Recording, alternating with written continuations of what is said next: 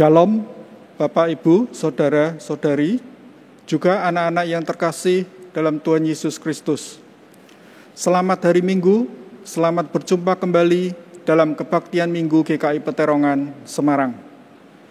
Sesaat lagi, kita akan bersama memulai kebaktian Minggu kita, tapi mari kita simak terlebih dahulu tayangan Warta Jemaat Minggu ini.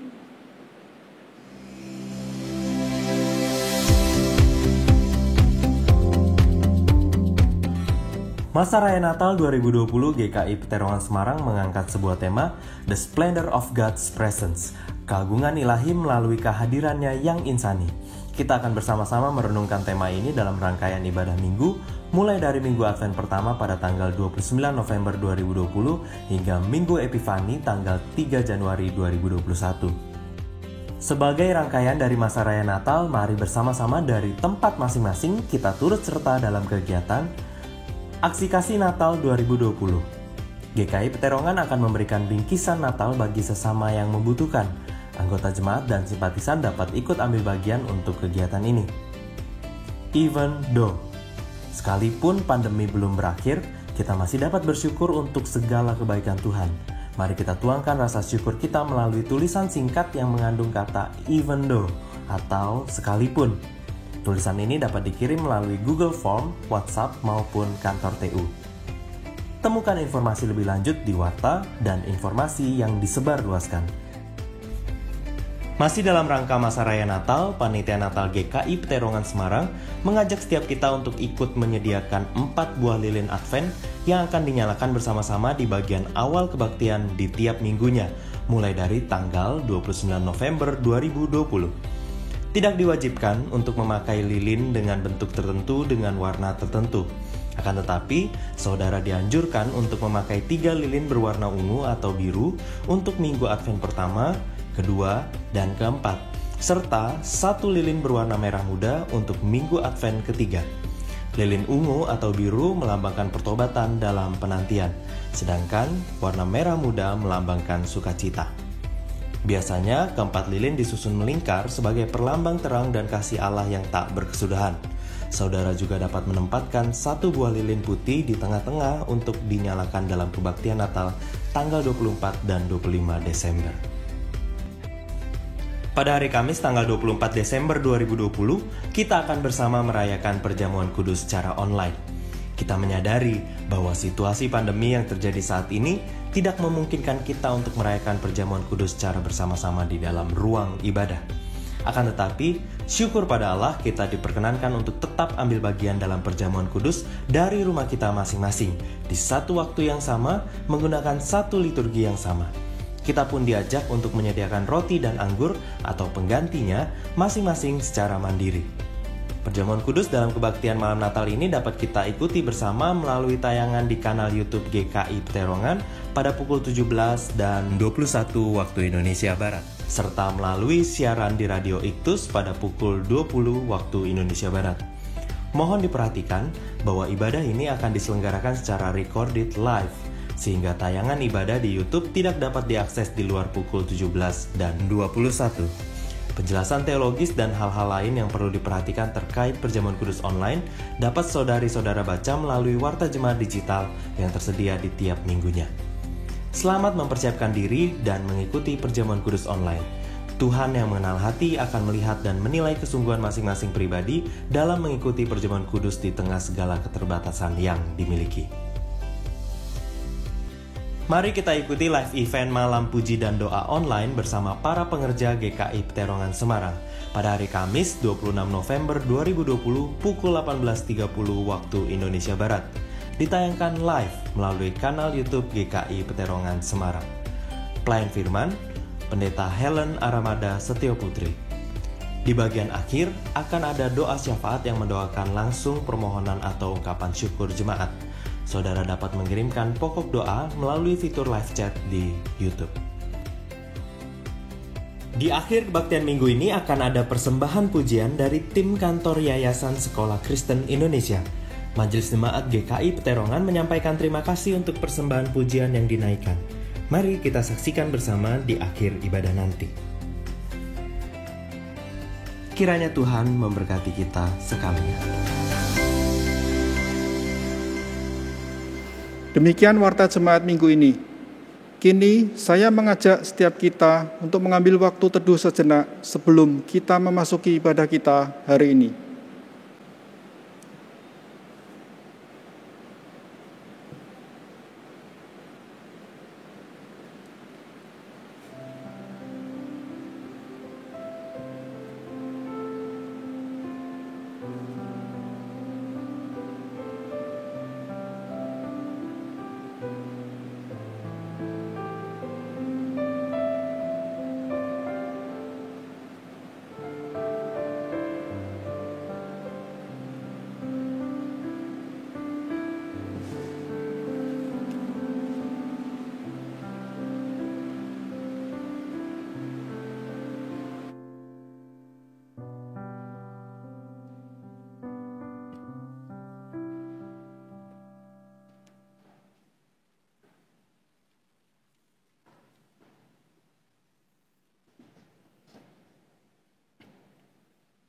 Jemaat Tuhan yang kekasih, mari bersama kita akan awali ibadah ini, dan ibadah ini berlangsung dalam nama Bapa, Anak, dan Roh Kudus.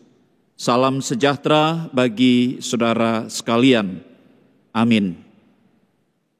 Saudara pemirsa dan jemaat Tuhan yang terkasih, pada hari ini kita akan bersama-sama beribadah di tempat ini dan juga di tempat masing-masing saudara berada secara virtual, dan kita masih berada di dalam bulan lingkungan, dan tema kita pada hari ini adalah kebersihan bagian dari iman, dan sekaligus minggu ini adalah Minggu Kristus Raja.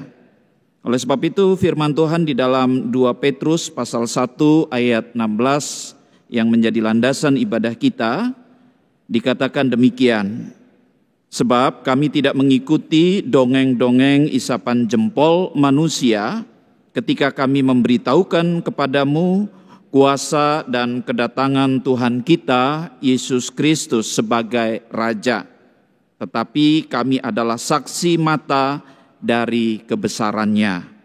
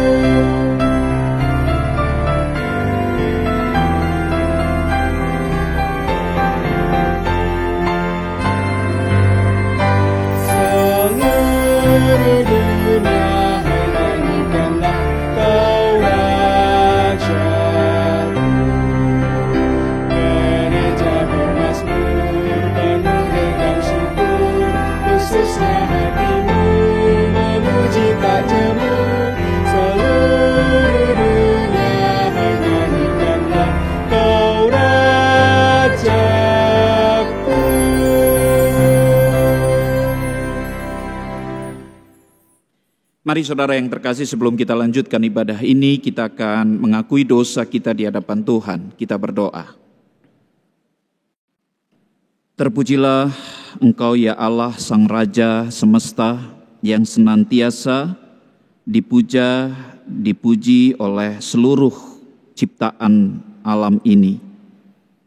Kami datang kepadamu dengan segala kerendahan hati dan mengakui bahwa seharusnya lah kami sebagai ciptaan turut mempermuliakan Tuhan di dalam kehidupan kami, di dalam sikap dan tindakan kami, dan di dalam bagaimana kami menjaga akan kehidupan yang sudah Tuhan anugerahkan bagi kami. Ampunilah kami jikalau kami tidak mempermuliakan Tuhan lewat setiap perbuatan-perbuatan dan tutur kata kami.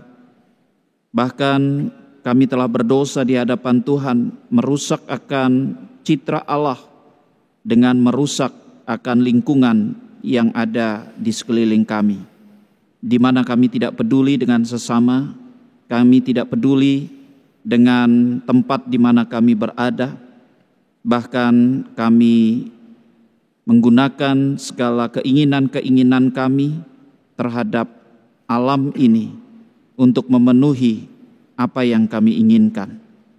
Tuhan, tolonglah kami dan biarlah Engkau sendiri yang memberikan kesadaran itu kepada kami sehingga pada akhirnya kami dapat mempermuliakan Tuhan di dalam keseluruhan hidup kami. Dengar doa dan sembahyang kami ini dengan segala pengakuan dan kerendahan hati. Kami mohon kepadamu ya Bapa. Amin. Saudara, berita anugerah bagi setiap orang yang senantiasa menyadari akan segala kesalahan dan keberdosaannya dinyatakan di dalam Yeskiel pasal 36 ayat 25 dan 26 yang demikian. Aku akan mencurahkan kepadamu air jernih yang akan mentahirkan kamu dari segala kenajisanmu dan dari semua berhala-berhalamu. Aku akan mentahirkan kamu.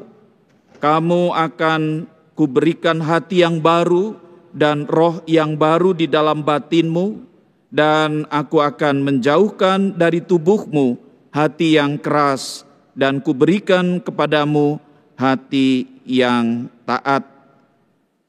Syukur pada Allah bahwa di dalam Kristus kita semua telah diampuni.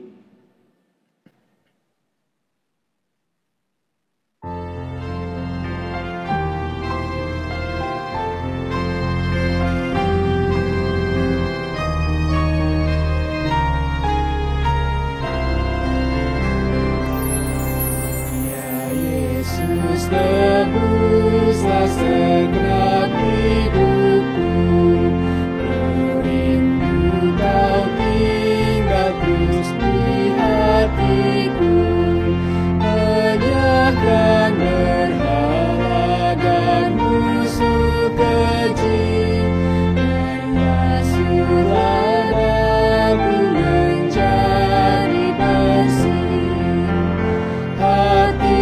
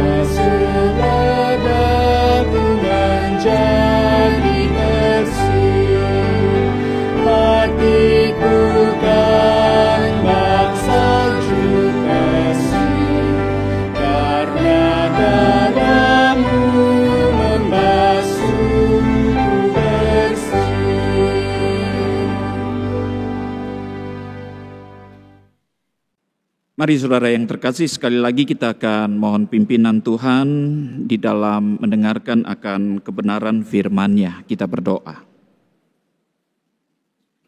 Ya Tuhan, ketika Engkau telah membasuh akan diri kami dan menyucikan kami dari dosa, biarlah kami memulai akan satu hidup yang baru dengan hati yang baru, dengan firman yang Engkau berikan di dalam hati kami.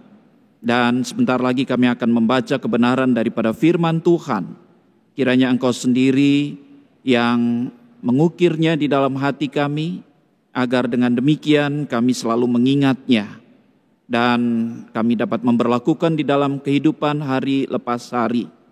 Kami adalah manusia, penuh dengan kelemahan, oleh sebab itu kami mohon kuat kuasa yang daripadamu. juga kiranya Engkau berkati akan hamba-Mu di dalam menyampaikan kebenaran daripada firman Tuhan. Biarlah Roh Kudus-Mu sendiri yang memberikan tuntunan, mencerahkan, hingga segala yang disampaikan sungguh dapat dipahami dan dimengerti dengan baik. Berfirmanlah kepada kami ya Bapa, karena kami siap untuk mendengarkan kebenaran firman-Mu. Di dalam nama Tuhan Yesus Kristus kami berdoa. Amin.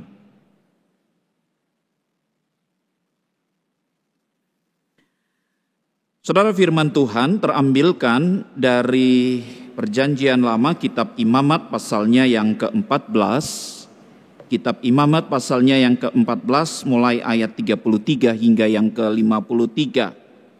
Yang demikianlah firman-Nya. Tuhan berfirman kepada Musa dan Harun, apabila kamu masuk ke tanah Kanaan yang akan kuberikan kepadamu menjadi milikmu, dan aku mendatangkan tanda kusta di sebuah rumah di negeri milikmu itu, maka pemilik rumah itu harus datang memberitahukannya kepada imam. Ada kelihatan seperti tanda kusta di rumahku, maka imam harus memerintahkan supaya rumah itu dikosongkan sebelum ia datang memeriksa tanda kusta itu, supaya jangan menjadi najis segala yang ada di dalam rumah itu. Dan sesudah itu barulah imam datang untuk memeriksanya. Kalau menurut pemeriksaannya tanda pada dinding rumah itu merupakan lekuk-lekuk yang kehijau-hijauan atau kemerah-merahan warnanya yang kelihatan lebih dalam dari permukaan dinding itu, imam harus keluar dari rumah itu lalu berdiri di depan pintu rumah dan menutup rumah itu 7 hari lamanya. Pada hari yang ke-7 imam harus datang kembali kalau menurut pemeriksaannya tanda kusta itu meluas pada dinding rumah. Maka imam harus memerintahkan supaya orang mengungkit batu-batu yang kena tanda itu dan membuangnya keluar kota ke suatu tempat yang najis. Dan ia harus mengikis rumah itu sebelah dalam berkeliling, dan kikisan lepa itu haruslah ditumpahkan keluar kota ke suatu tempat yang najis. Dan orang harus mengambil batu-batu lain lalu memasangnya sebagai pengganti batu-batu tadi, dan harus mengambil lepa lain dan melepa rumah itu. Tetapi jikalau tanda itu timbul lagi di dalam rumah itu sesudah batu-batunya diungkit dan sesudah rumah itu dikikis, bahkan sesudah dilepa lagi, dan kalau imam datang dan menurut pemeriksaannya tanda itu meluas di dalam rumah, maka kusta ganaslah yang di dalam rumah itu, dan rumah itu najis. Rumah itu harus dirombak, yakni batunya, kayunya, dan segala lepa rumah itu, lalu dibawa semuanya keluar kota ke suatu tempat yang najis. Dan orang yang masuk ke dalam rumah itu selama rumah itu ditutup menjadi najis sampai matahari terbenam. Dan orang yang tidur di dalam rumah itu haruslah mencuci pakaiannya, demikian juga orang yang makan di dalam rumah itu haruslah mencuci pakaiannya. Tetapi jikalau imam datang ke rumah memeriksanya, tanda itu tidak meluas ke dalam rumah itu sesudah dilepa, maka imam harus menyatakan rumah itu tahir, sehingga tanda itu telah hilang. Kemudian untuk menyucikan rumah itu haruslah ia mengambil 2 ekor burung, kayu aras, kain kimirsi, dan hisop. Burung yang seekor haruslah disembelihnya di atas belanga tanah berisi air mengalir. Lalu ia harus mengambil kayu aras dan hisop, kain kirmisi, dan burung yang masih hidup itu, dan mencelupkan semuanya ke dalam darah burung yang sudah disembelih dan ke dalam air mengalir itu. Kemudian ia harus memercik kepada rumah itu 7 kali. Dengan demikian ia harus menyucikan rumah itu dengan darah burung, air mengalir, burung yang hidup, kayu aras, hisop, dan kain kirmisi. Dan burung yang hidup itu harus dilepaskan keluar kota ke padang. Dengan demikian ia mengadakan pendamaian bagi rumah itu, maka rumah itu menjadi tahir. Saudara yang terkasih, demikianlah firman Tuhan.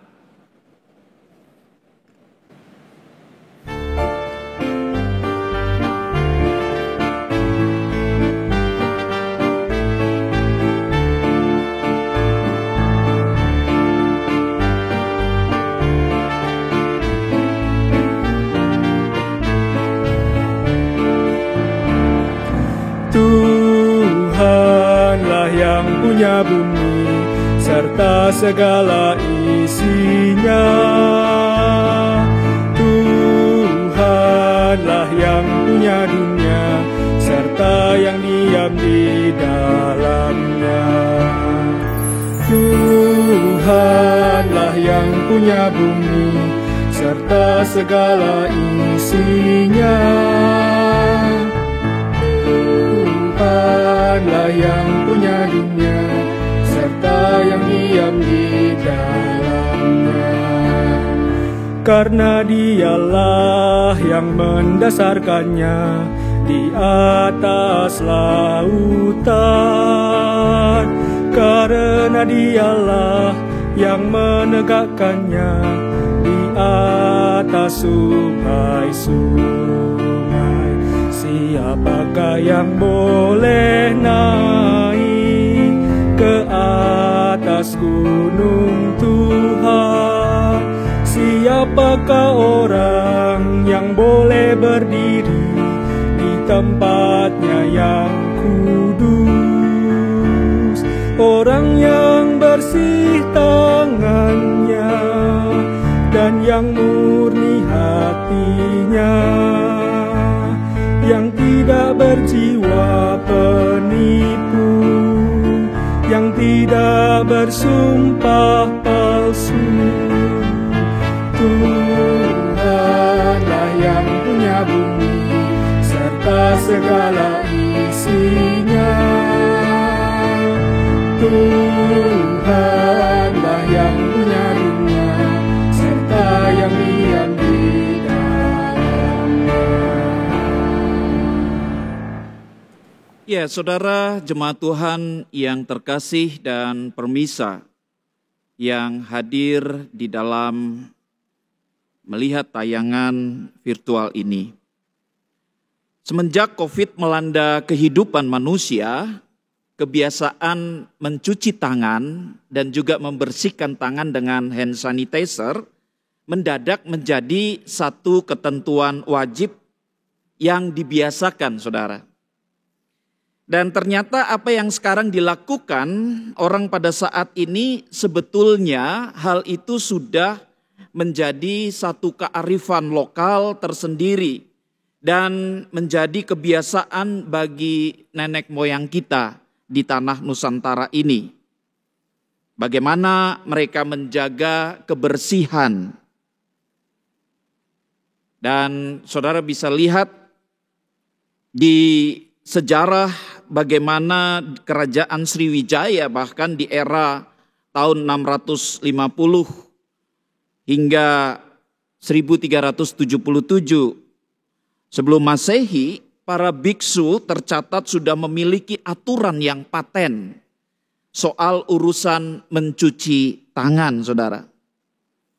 Dan di masyarakat Jawa hal ini dikenal dengan adanya kebiasaan atau apa yang disebut dengan padasan. Padasan itu adalah semacam gentong atau kendi yang airnya selalu diisi penuh pada saat subuh. Nah, padasan ini terletak di luar pagar rumah agar siapapun ya dapat mencuci tangan mereka, memanfaatkan padasan tersebut dan membuka pancuran air dan menggunakannya untuk membersih tangan dan kakinya sehabis bepergian, atau ada ketika tamu datang dan hendak berkunjung bertamu ke suatu rumah, mereka kemudian terlebih dahulu mencuci tangan mereka dan kemudian mencuci kaki mereka. Agar apa? Ya agar ketika masuk pada rumah yang dituju itu keadaan mereka sudah bersih. Nah saudara, bahkan ketika zaman dahulu air yang diisi di dalam padasan itu masih jernih, masih murni, tidak tercemar dengan berbagai macam kotoran-kotoran yang ada. Kadang-kadang air itu juga dipakai untuk minum. Oleh karenanya pemilik rumah pada saat itu tidak pernah bosan mengisi padasan agar airnya senantiasa penuh dan dapat dimanfaatkan setiap orang. Ini satu kearifan lokal yang ada. Dan ternyata secara filosofis hal ini juga mengisyaratkan bahwa seseorang yang bertamu dalam kondisi yang sudah bersih, jernih. Nah, tentu masih ada hal-hal edukatif yang lainnya yang terjadi di dalam kebiasaan-kebiasaan kearifan lokal dari nenek moyang kita ini. Dan saudara, pada awal COVID juga kita bisa melihat tempat-tempat ataupun rumah-rumah yang kemudian disemprot dengan disinfektan agar rumah dan tempat-tempat itu menjadi steril. Kadang-kadang saudara pergi entah ke restoran atau apa, saudara juga membawa semprotan ya untuk mensterilkan tempat duduk atau meja dan melapinya dengan cairan atau disinfektan itu. Tujuannya adalah apa? Agar bersih, ya tidak ada lagi kuman atau virus, dan hal-hal ini sudah menjadi satu kebiasaan. Bahkan di kampung tempat saya tinggal itu berkat satu usaha mandiri dari anggota di dalam warga RW atau RT itu, mereka secara rutin menyemprot akan rumah atau halaman-halaman rumah. Dan itu membawa satu lingkungan yang steril, membawa kebersihan, kesehatan juga bagi manusia. Nah saudara, dalam bacaan kita pada hari ini di dalam Imamat pasal 14 ayat 33 hingga 53 ada kasus yang serupa yang terjadi di dalam kehidupan masyarakat sosial Israel pada saat itu. Bukan wabah virus corona, tetapi wabah atau penyakit kusta. Nah, tentu dalam menghadapi dan menangani penyakit ini tidak main-main, saudara. Bahkan dituliskan ya prosedurnya di dalam kitab Imamat ini. Nah, karena penyakit ini juga menular pada saat itu. Bagi orang yang terkontaminasi atau tempat yang tercemar, itu sudah ada protokol tersendiri di dalam membersihkan tempat itu. Maka orang yang berpenyakit kusta biasanya, ya mereka yang terkena penyakit kusta biasanya mereka diasingkan, dibawa keluar dari satu komunitas masyarakat dan biasanya mereka tinggal di pinggir-pinggir kota. Dan mereka juga harus wajib ini mengatakan ketika ada orang lewat mendekati mereka, mereka harus mengatakan najis, najis, najis.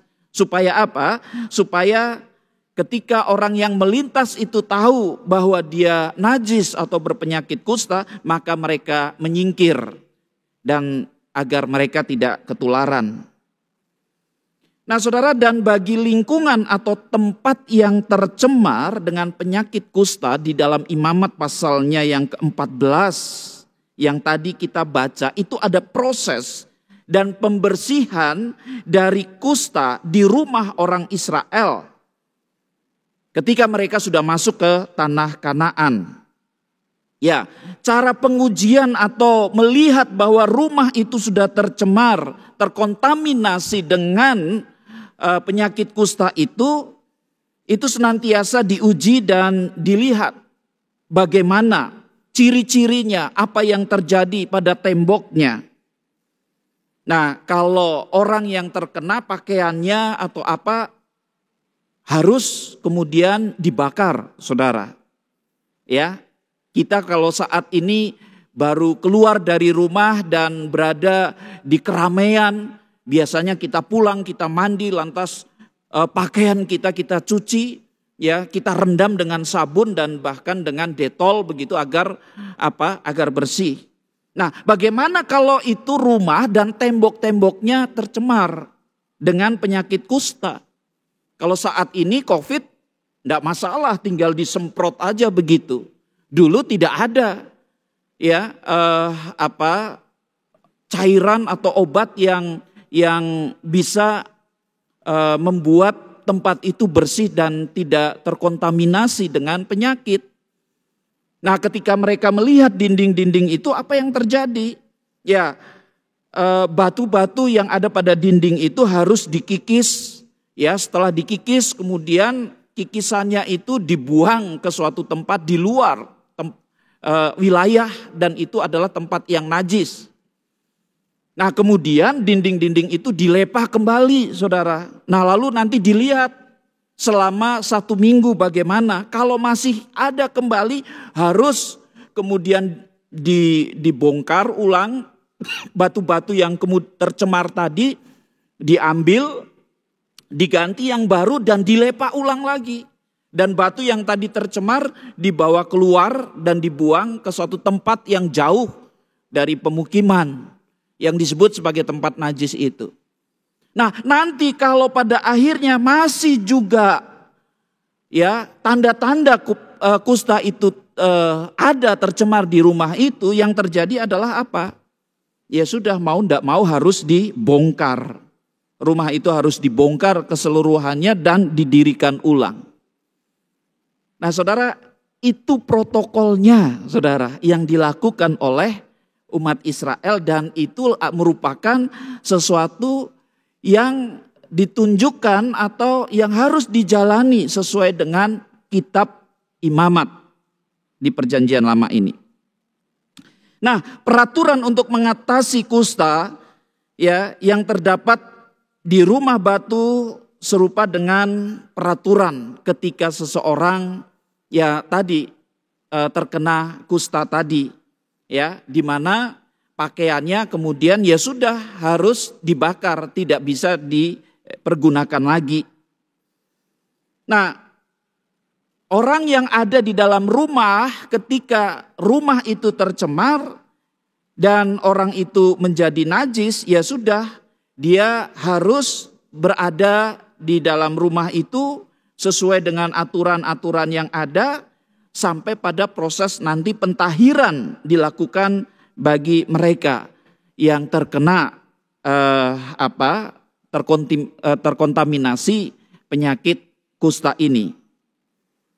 Saudara, kalau kita lihat dan bandingkan pada saat ini, meskipun penyakit kusta saat ini bukan sesuatu yang mengerikan karena sudah ada obatnya, tetapi dari cara bagaimana menanggulangi suatu penyakit atau wabah tentu adalah sebuah kearifan tersendiri. Apa yang terjadi di dalam orang Israel pada zaman perjanjian lama ini adalah merupakan satu tindakan ritual. Ya, untuk apa? Intinya untuk pentahiran atau pengudusan dari segala sesuatu yang dianggap najis, dari segala sesuatu yang dianggap sebagai membawa penyakit, ya, membawa hal yang buruk bagi kehidupan manusia. Sehingga manusia bisa bersih kembali. Kalau sekarang kita kenal dengan protokol kesehatan untuk kondisi yang kita hadapi, wabah virus COVID-19 ini. Dan protokol kesehatan ini tentu bertujuan agar menjaga manusia tetap baik dan sehat. Ya, akhirnya adalah untuk agar manusia baik dan sehat. Saya jadi teringat dengan perkataan mens sana in corpore sano. Di dalam tubuh yang sehat terdapat jiwa yang kuat. Nah saudara, dari perkataan tersebut kita bisa melihat ada keterkaitan yang kuat antara masalah-masalah fisik dan masalah rohani. Demikian juga sebaliknya, ya, ketika fisik sakit maka akan mengganggu ya hal-hal yang ada di sekitar psikologis, kerohanian manusia. Dan ketika hal-hal psikologis itu terganggu juga akan memunculkan sakit secara fisik. Nah, ketika seseorang mengalami gangguan kesehatan secara fisik, maka dapat terjadi seseorang memiliki gambaran Tuhan yang sakit. Sekali lagi saudara, ketika seseorang secara fisik mengalami gangguan kesehatan, maka dapat terjadi seseorang memiliki gambaran Tuhan yang sakit. Bagaimana bisa Pak Jerji? Bisa saja. Ketika secara fisik tubuh mereka lemah, mereka merasakan kesakitan, ya, maka lalu muncul gangguan di dalam pemikiran-pemikiran apa yang ada secara psikologis dan juga emosi mereka. Sehingga mereka bisa berkata, mana Tuhan? Ya, Tuhan dipandang begitu kejam. Tuhan sedang menghukum saya ini karena saya berbuat dosa. Dan dia membiarkan saya begitu saja. Tuhan kok tidak datang, Tuhan kok tidak menyembuhkan. Dan lain sebagainya, saudara. Seperti yang seringkali terjadi. Hingga banyak orang yang kemudian mulai murtad karena merasakan ketidakhadiran Tuhan. Namun saudara, apakah Tuhan itu tidak hadir? Tidak. Tuhan tetap hadir, cuma ketika kondisi fisik kita merasakan satu kesakitan, kita mengharapkan sesuatu yang cepat-cepat untuk dapat memulihkan. Padahal kan semuanya tidak begitu saja dapat terjadi dan orang begitu saja dapat disembuhkan. Nah, saudara, ketika fisik ini sakit, maka apa yang terjadi, hubungan relasi antara orang itu dengan Tuhannya menjadi sakit juga. Ya, sehingga relasi yang terbangun ini tidak ideal seringkali. Oleh sebab itu ketika umat dalam kondisi kesehatan yang tidak baik, tentu akan menghasilkan gambaran Tuhan yang tidak baik juga. Dan ini juga memberikan gambaran iman yang kadangkala ya tidak bisa menjadi kesaksian juga. Maka benarlah bila dikatakan kebersihan bagian daripada iman. Karena ketika relasi spiritual dengan Tuhan terbina dengan baik, semuanya tidak terlepas dari kondisi jasmani yang sehat akibat dari kebersihan. Ini relasi antara manusia dengan Tuhan, saudara. Nah, demikian juga dengan relasi terhadap sesama. Misalnya saat badan kita sehat, ya, kita dapat melakukan banyak hal, berbuat banyak hal yang berguna bagi diri sendiri dan juga mungkin berguna bagi orang lain. Di mana segala sesuatu secara penuh kita dapat berkarya dengan optimal bahkan dan mendatangkan berkat juga bagi orang lain. Nah, namun ketika kita sakit, ya, maka apa yang terjadi? Kita tidak lagi mampu berbuat banyak karena penyakit yang membelenggu dan membatasi diri kita melakukan pekerjaan, bahkan mengganggu jiwa kita sehingga membuat dampak dalam relasi dengan sesama. Dan juga ada dampak sosial yang kita bisa lihat. Setidaknya keluarga sebagai satu komunitas sosial yang terkecil, mereka juga akan merasakan susah ketika ada anggota jemaat, anggota keluarganya yang menderita sakit. Nah saudara, oleh sebab itu dengan hidup yang bersih dan sehat, sesungguhnya kita telah merefleksikan akan iman kita pada dunia. Karena sesungguhnya kita menghargai hidup dan kehidupan yang sudah Tuhan berikan, anugerahkan kepada kita. Dan jika kita tidak menjaga kebersihan dan kesehatan, maka sebetulnya juga kita sudah menyia-nyiakan anugerah yang Tuhan berikan bagi kita. Dan disitulah cerminan iman. Bagaimana kita hidup bisa menyaksikan akan Allah ketika kita menghargai akan kehidupan di dalam dunia ini, keseluruhan yang Tuhan anugerahkan kepada kita. Nah saudara, tetapi kebersihan dan pentahiran yang diajarkan Allah melalui hukum-hukum Taurat itu bukan hanya bermakna secara lahiriah saja. Ya, kalau kita lihat ritual pentahiran yang berada di dalam kehidupan masyarakat Israel pada saat itu, yang sebetulnya mereka lakukan semuanya itu tidak hanya sekedar dalam kerangka sebuah kesehatan dan pencegahan terhadap penyakit menular. Ya, jadi secara jasmani, secara fisik. Tetapi memiliki juga makna yang rohani yang lebih penting bagi hidup iman seseorang.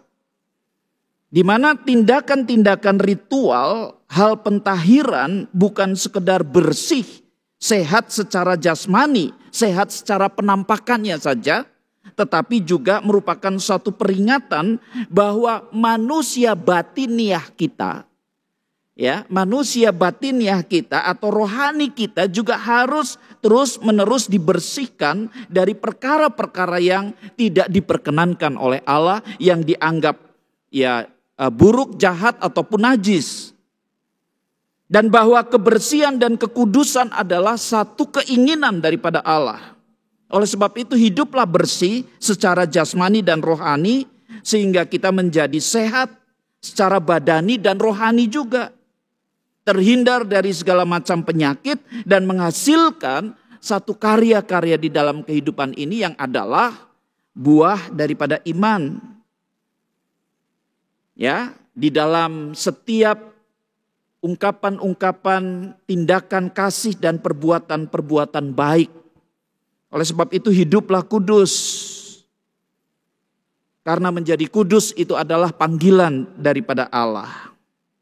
Nah, di dalam ritual pentahiran itu juga ada hal jasmani, ada hal rohani, namun juga di sana ada hal kedisiplinan serta hal kepatuhan. Saudara bisa bayangkan kedisiplinan ketika baju ini terkena penyakit kusta tadi, lalu proses yang ada pada akhirnya dibakar. Demikian juga dengan tembok-tembok yang ada. Itu harus ada 7 hari dulu didiamkan, kemudian dibenahi, lalu didiamkan 7 hari lagi. Itu sesuatu yang betul-betul dilakukan dengan teliti, dengan disiplin, karena tanpa itu tidak mungkin akan ada sesuatu yang baik yang muncul. Nah, dan di sana harus patuh, tidak pandang bulu. Wah, bagaimana kalau rumah itu harus dirobohkan, ya robohkan. Jadi di sini kita bisa melihat saudara bahwa hidup itu sangat terkait erat dengan lingkungan, masalah jasmani, rohani, serta kedisiplinan dan kepatuhan. Sehingga ketika kita membangun hidup, menjaga lingkungan ini tidak terlepas dari faktor-faktor tersebut. Makanya ketika kita akan membuat supaya bagaimana menghadapi virus corona yang mewabah di dalam kehidupan kita, di kota kita, di negara kita. Itu sebetulnya semuanya itu sudah ada. Satu protokol kesehatan, aturan-aturan dan segala sesuatunya itu sejak dulu juga. Ya, para nenek moyang kita itu sudah membiasakan hidup. Kadang-kadang manusia yang sembrono, yang tidak menjaga lingkungan, yang masa bodoh, akhirnya mereka kembali lagi kepada satu situasi yang membuat mereka sendiri susah. Nah, oleh sebab itu saudara, ketika pemerintah berupaya untuk membuat kurva daripada wabah COVID ini menurun, ya kita dibutuhkan kedisiplinan dan kepatuhan kita juga. Ada yang menganggap enteng dan menganggap itu enggak mengapa lah. Bagaimana hal ini akan bisa menjadi baik, bagaimana hidup manusia bisa menjadi normal kembali. Dan saya rasa firman Tuhan ini sangat relevan bagi kehidupan kita, saudara. Dalam kerangka membangun satu hidup yang baik, bukan secara pribadi saja, tetapi komunitas. Entah itu komunitas di dalam keagamaan, komunitas di dalam pemerintahan, komunitas di dalam keluarga, ataupun di dalam warga, dusun, dan segala macamnya lah, dimanapun. Ketika semuanya ini dikembalikan kepada aturan-aturan yang sebetulnya, sesungguhnya, kepatuhan, kedisiplinan, relasi antara kita dengan Tuhan dan sesama, dan juga dengan lingkungan kita, maka dunia ini akan kembali pulih, dan dunia ini akan kembali berada di dalam kondisi yang baik, dan manusia dapat menikmati kondisi itu. Dan itu juga keuntungan bagi manusia sendiri. Dan biarlah saudara, iman yang ada di dalam diri saudara itulah yang menjadi motor penggerak bagaimana kita menghayati akan segala kehidupan dan anugerah yang Tuhan berikan kepada kita pada saat ini. Dan hari ini juga saudara akan dilakukan pelantikan penatua yang baru. Dan dalam kepemimpinan gereja, kebersihan secara hati menjadi faktor yang utama. Karena disitulah iman nantinya akan terwujud dalam sikap praktis sebuah kepemimpinan. Sehingga kehidupan bergereja pun akan menjadi sehat dan kondusif. Apalagi terlihat bahwa generasi-generasi muda kita mulai mengambil alih kepemimpinan yang tentunya akan mendatangkan angin segar. Semoga gereja masa depan menjadi gereja yang ideal, yang membawa berkat bagi dunia dan sekitarnya. Karena apa? Karena itulah yang diinginkan oleh Allah, bahwa semua anak-anak Tuhan harus berada di dalam satu kekudusan. Seperti yang dikatakan di dalam 1 Petrus 1 ayat 15 dan 16. Tetapi hendaklah kamu menjadi kudus di dalam seluruh hidupmu sama seperti Dia yang kudus, yang telah memanggil kamu, sebab ada tertulis, kuduslah kamu sebab aku kudus. Dan kekudusan itu bukan hanya di dalam sikap moral juga, tetapi bagaimana tindakan kita, pemikiran kita, perbuatan kita, dan juga menjaga sikap hidup kita hari demi hari. Tuhan memberkati. Amin.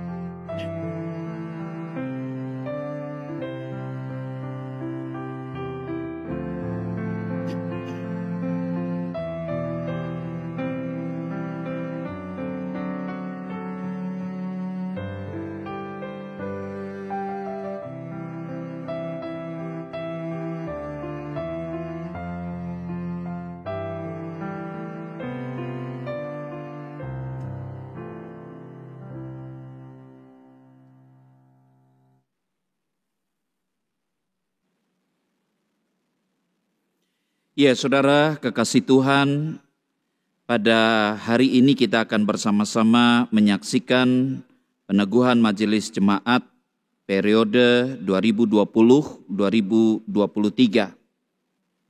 Sehubungan dengan akan berakhirnya masa pelayanan sebagai penatua GKI Perterongan per tanggal 22 November 2020 atas diri Penatua Susanto WP, Penatua Hadi Hartoyo, dan Penatua Ibu Frida Nugroho.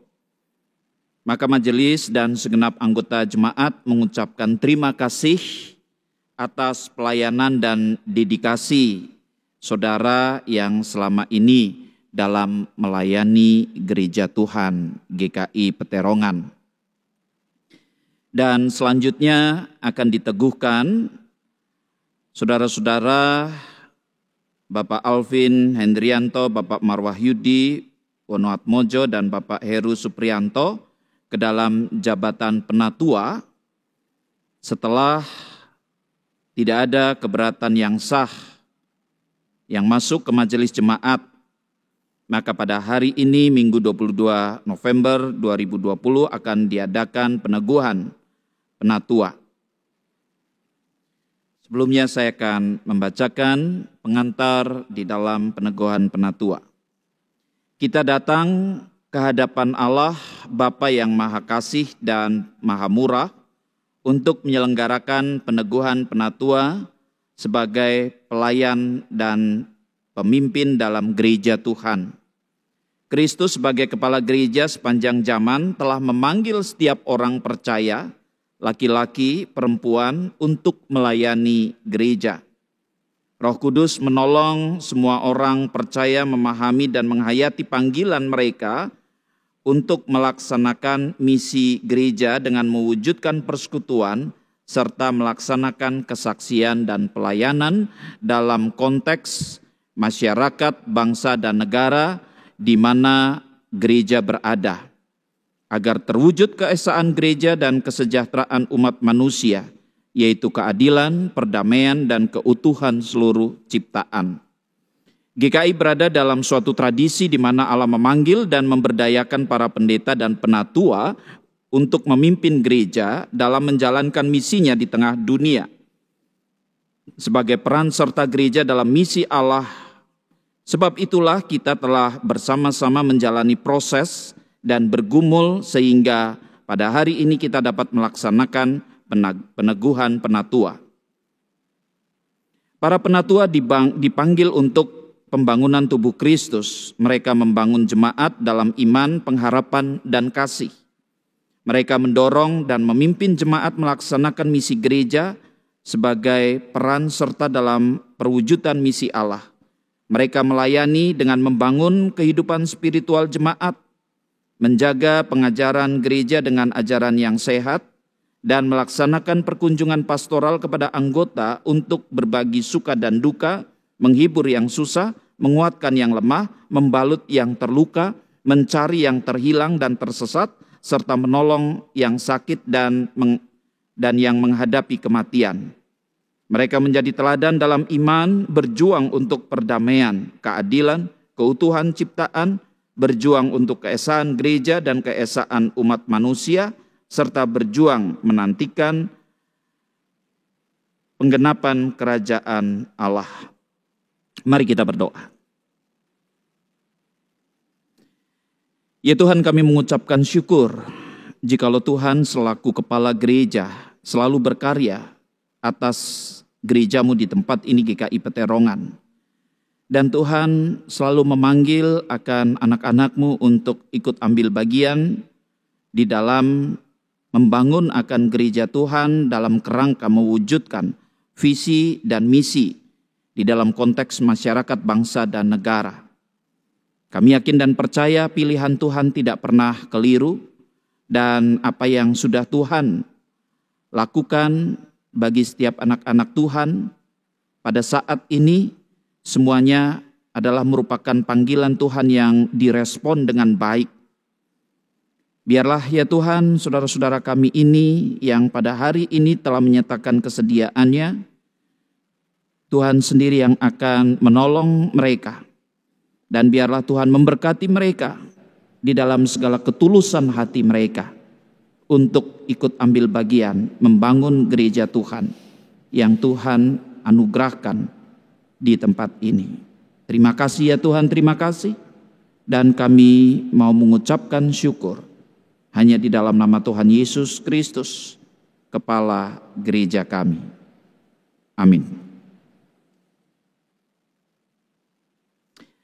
Saya mohon jemaat berdiri.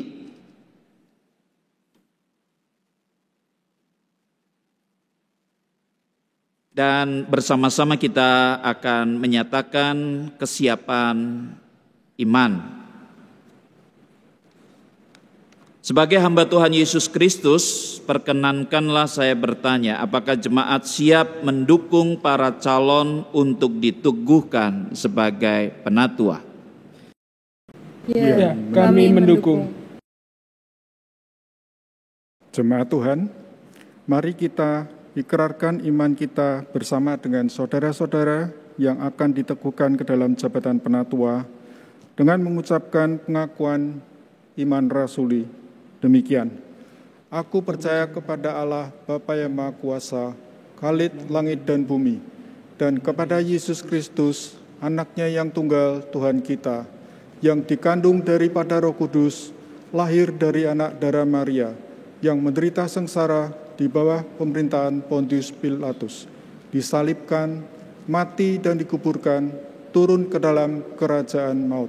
Pada hari yang ketiga, bangkit pula dari antara orang mati, naik ke sorga, duduk di sebelah kanan Allah, Bapa yang Maha Kuasa. Dan dari sana ia akan datang untuk menghakimi orang yang hidup dan yang mati.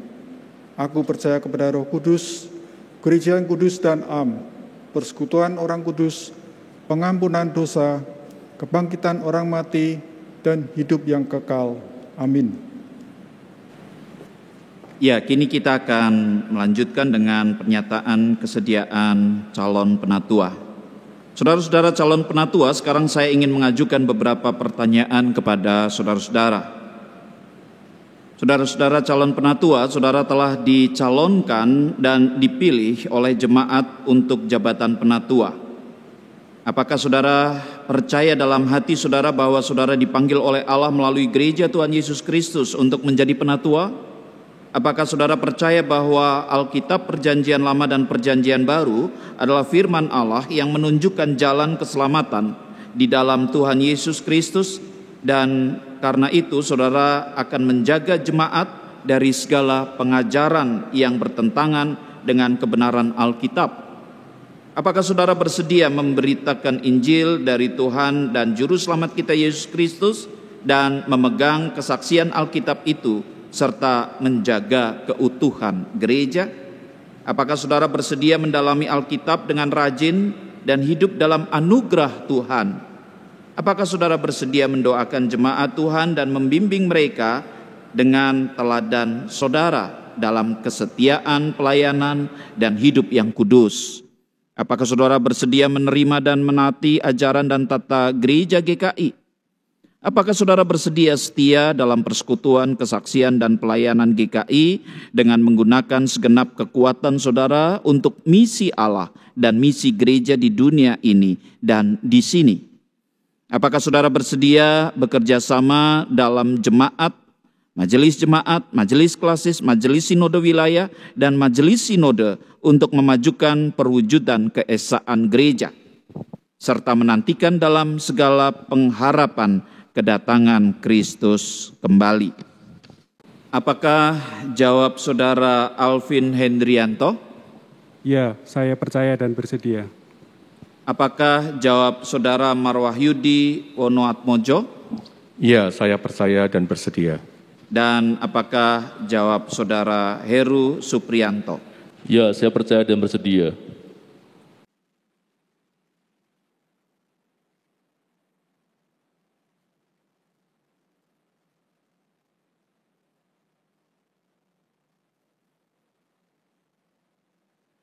Alvin Hendrianto, selaku hamba Tuhan Yesus Kristus, saya meneguhkan saudara ke dalam jabatan penatua dalam nama Bapa, Anak, dan Roh Kudus. Alvin, tetapi orang-orang yang menanti-nantikan Tuhan mendapatkan kekuatan baru. Mereka seumpama Raja Wali yang naik terbang dengan kekuatan sayapnya. Mereka berlari dan tidak menjadi lesu, mereka berjalan dan tidak menjadi lelah. Amin.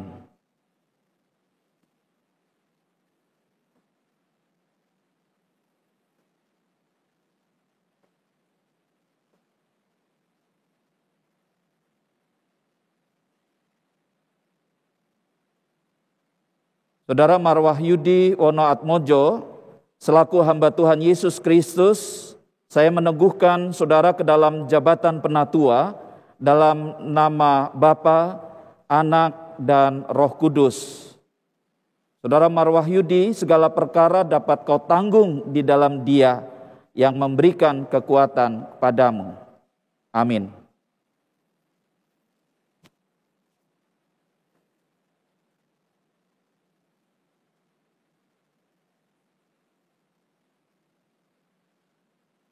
Saudara Heru Supriyanto, selaku hamba Tuhan Yesus Kristus, saya meneguhkan saudara ke dalam jabatan penatua dalam nama Bapa, Anak, dan Roh Kudus. Saudara Heru, Tuhan adalah kekuatanmu dan perisaimu. Kepadanya hatimu percaya. Kau tertolong, sebab itu beria-ria hatimu, dan dengan nyanyianmu aku mengucapkan syukur kepadanya. Amin.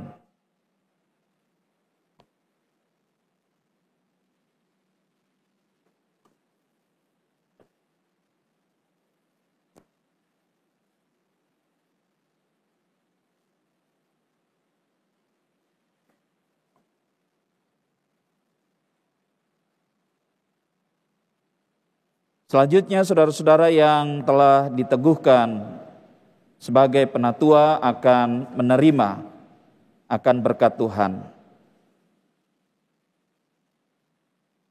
Allah yang Maha Kasih dan Maha Kuasa, Bapa Tuhan Yesus Kristus, kiranya melengkapi saudara dengan kuasa Roh Kudus dalam mengembalakan jemaat Tuhan yang telah ditebus oleh darah dan nyawa Kristus.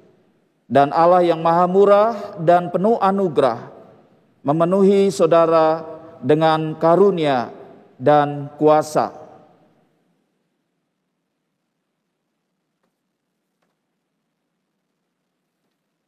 Di dalam melayankan firman, penggembalaan, dan pembangunan gereja dalam nama Bapa, Anak, dan Roh Kudus. Amin.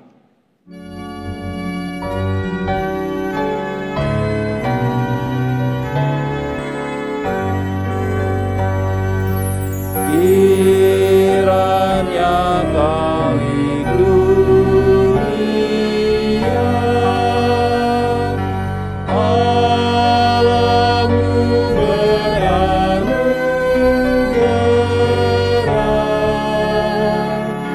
gereja di Sion yang teguh berkatnya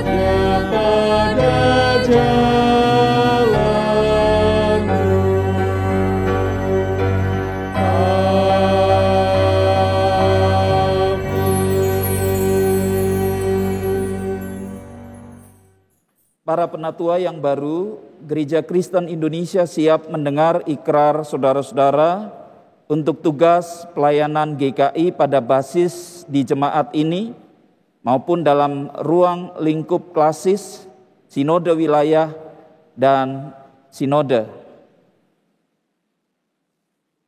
Dalam nama Bapa, Anak, dan Roh Kudus, saya menyatakan dengan segenap hati saya, segenap jiwa saya, segenap kekuatan saya, dan segenap akal budi saya, bahwa segala kesediaan saya melayani Kristus dan gerejanya di tengah dunia yang butuh penyelamatan Kristus, sebagaimana telah saya nyatakan tadi, dilandasi oleh percaya dan kasih saya kepada Kristus yang dikuatkan oleh kuasa dan karunia Roh Kudus-Nya. Kiranya Allah menolong saya. Ini pada penatua yang baru saya persilahkan untuk menghadap kepada jemaat. Dan biarlah jemaat dapat menyatakan dukungannya. Jemaat yang dikasihi Tuhan, apakah saudara-saudara siap menerima dan mendukung para penatua yang baru ini? Dalam nama Bapa, Anak, dan Roh Kudus, kami menerima mereka.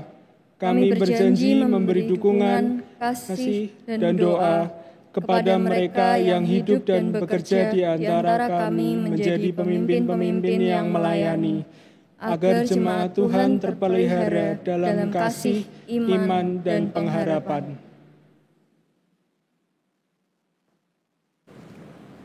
Piagam Peneguhan Penatua.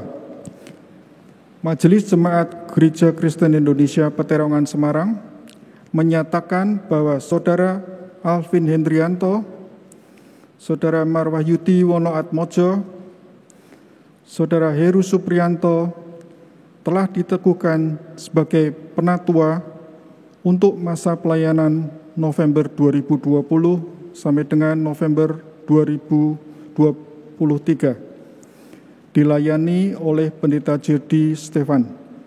Semarang, 11 November 2020, Majelis Jemaat GKI Peterongan, Semarang.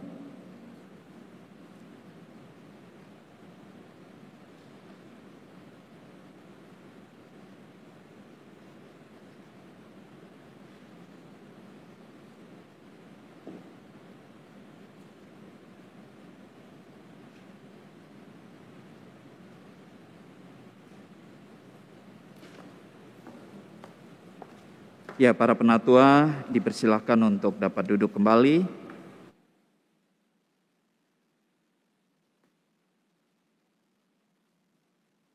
Dan saudara, mari kita masuk di dalam doa-doa syafaat kita.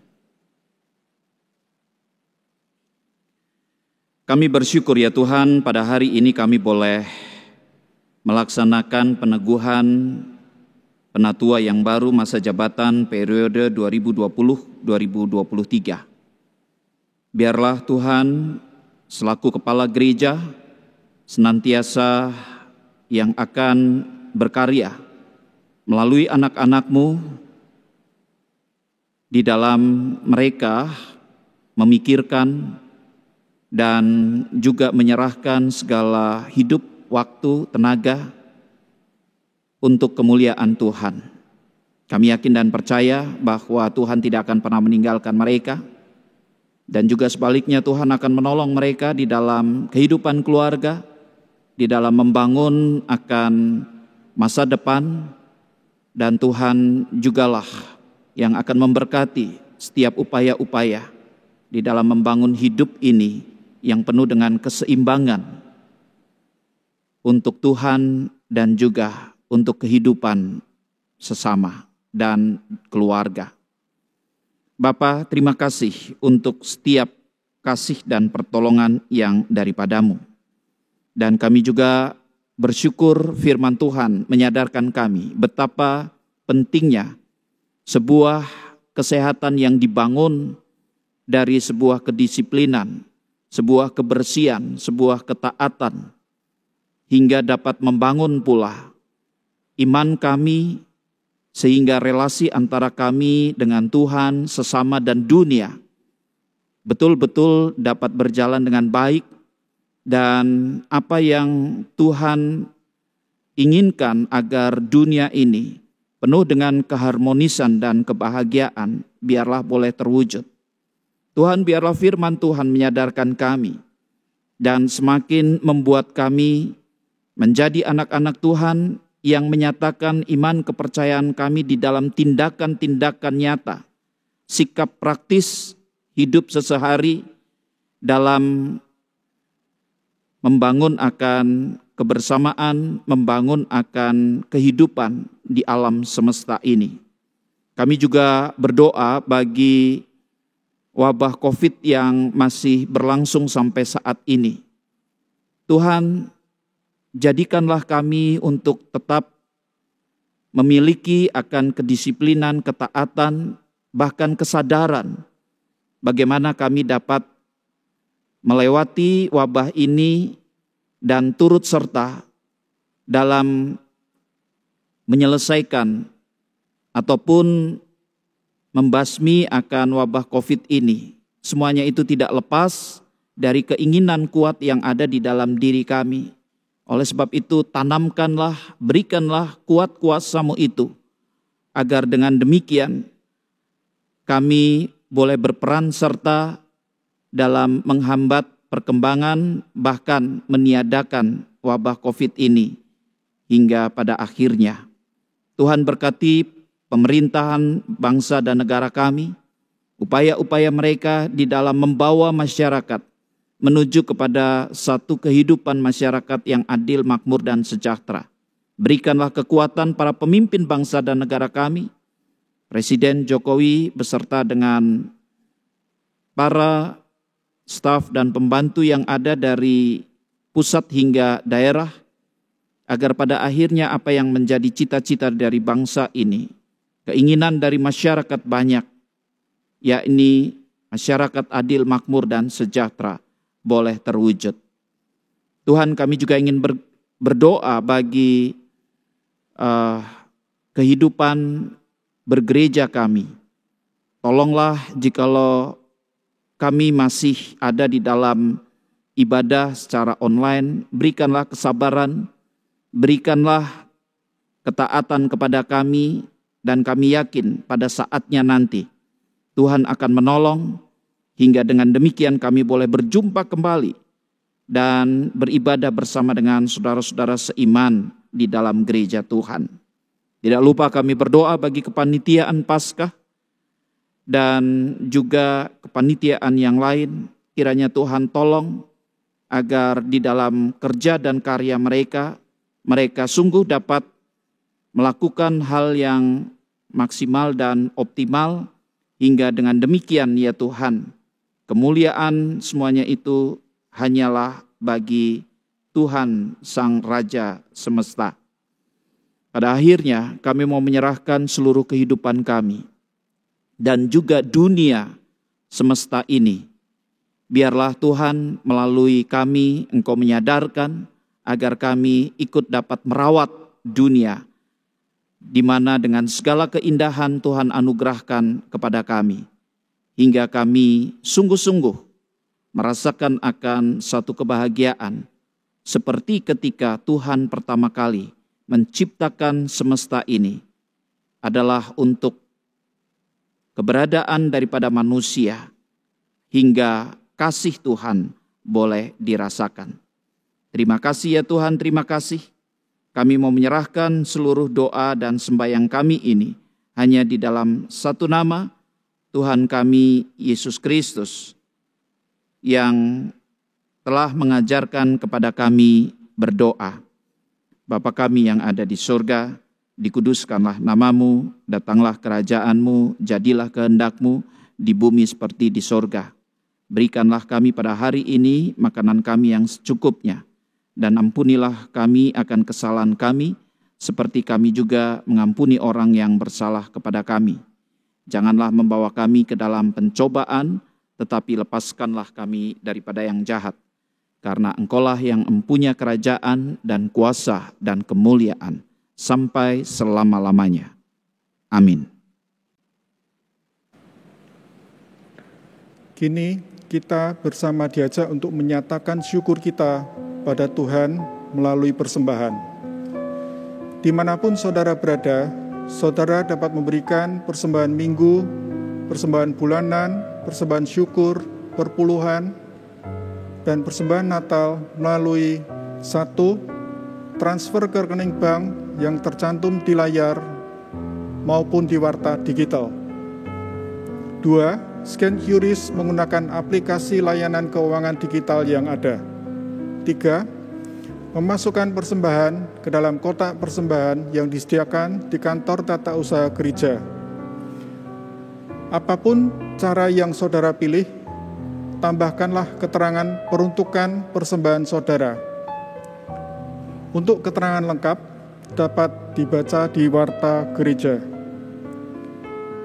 Sebagai pengingat bagi kita semua, saya akan bacakan nats yang saya ambil dari 2 Korintus 9 ayat 8, demikian.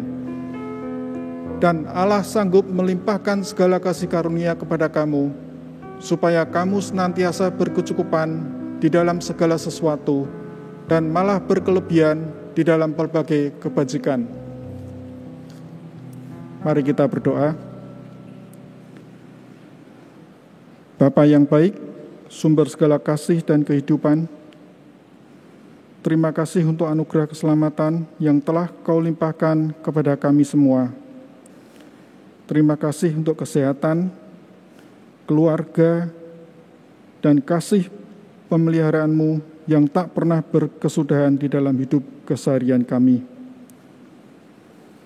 Kami hendak membawa persembahan syukur kami yang asalnya daripada-Mu saja. Terimalah ya Tuhan dan sucikanlah, sehingga persembahan ini boleh berguna untuk kemuliaan nama Tuhan. Di dalam nama Tuhan Yesus Kristus kami berdoa. Amin.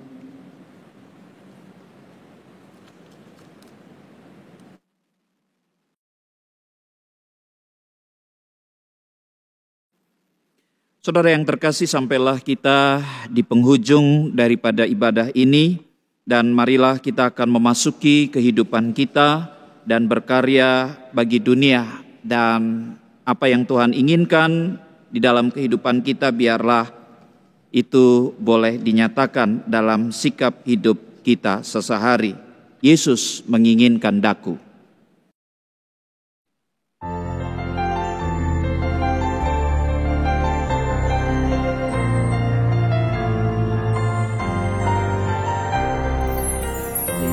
Menginginkan daku bersinar baginya, dimanapun ku berada, ku menegangkannya. Bersinar, bersinar, itulah kehendak Yesus.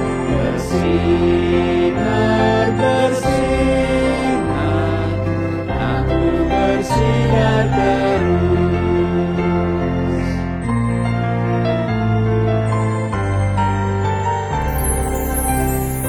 Mohon Yesus menolong menjaga hatiku, agar bersinar, bersinar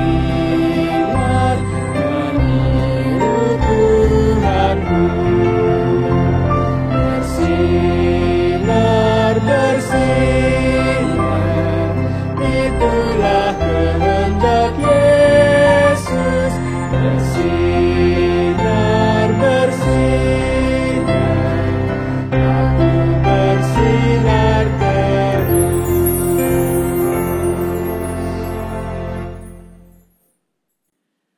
Saudara, terimalah pengutusan dan berkat yang daripada Tuhan. Arahkanlah hatimu kepada Tuhan dan terimalah berkat-Nya. Tuhan memberkati engkau dan melindungi engkau. Tuhan menyinari engkau dengan wajah-Nya dan memberikan engkau kasih karunia.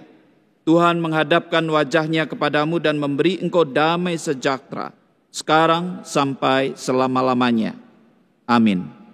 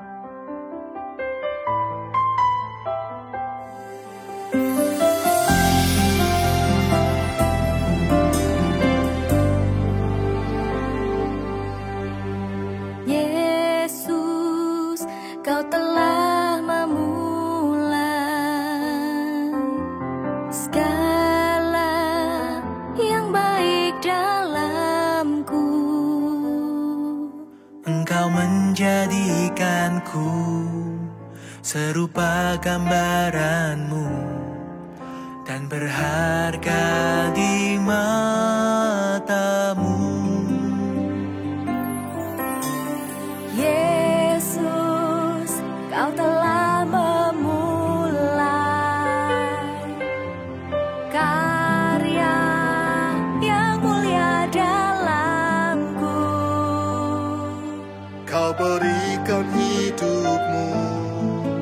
bagaikan di dosaku, karena kasih-Mu